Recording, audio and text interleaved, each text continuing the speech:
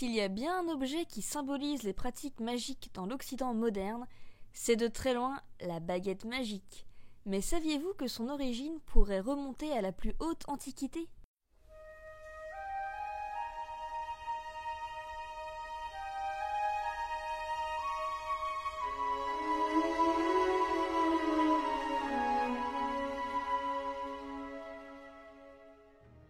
Popularisé par les contes de Perrault et plus récemment par la littérature contemporaine et le cinéma, cet outil aux dimensions et formes variables fait probablement son apparition dans l'Antiquité. En Égypte, un objet manifestement rituel apparaît dans la documentation archéologique dès le Moyen Empire au moins. Il s'agit de baguettes d'ivoire ornées de motifs représentant des divinités et génies protecteurs ainsi que des démons malfaisants.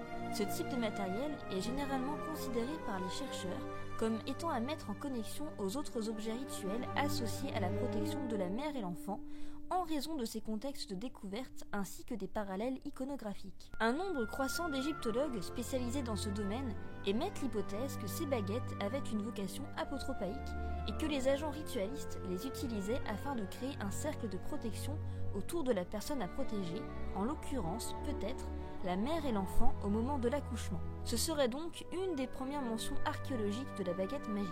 On retrouve cet instrument dans l'Odyssée d'Homère avec le personnage de Circé, magicienne, maîtresse de l'île d'Éa, qui transforme les compagnons d'Ulysse en pourceaux à l'aide de sa baguette magique après leur avoir fait boire un breuvage contenant une drogue de sa fabrication. La baguette apparaît à nouveau dans la tradition hermétique qui la confirme comme instrument de prédilection du mage, lui permettant de se connecter aux forces de l'univers et d'y associer sa propre force. Une autre grande œuvre littéraire, le roman de Renard, indique que la baguette fut donnée par Dieu à Adam et Ève.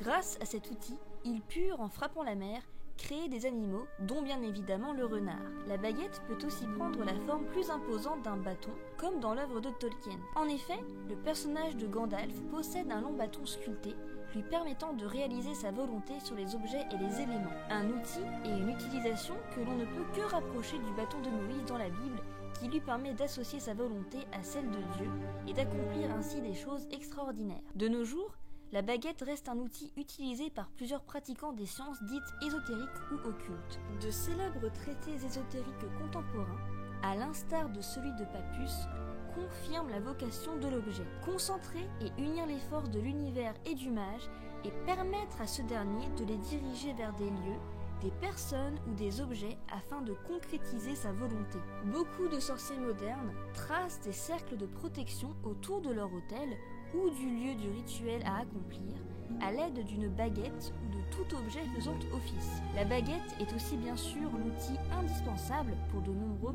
prestidigitateurs. À ce titre, la baguette peut prendre différentes dimensions, bien qu'elle soit généralement de forme allongée et réalisée en bois ou en métal. Si dans l'imaginaire collectif européen, la baguette magique est surtout associée aux fées et possède donc un caractère bénéfique et protecteur, elle peut éventuellement permettre la réalisation de désirs plus néfastes, en fonction bien sûr de l'identité et des intentions de son possesseur.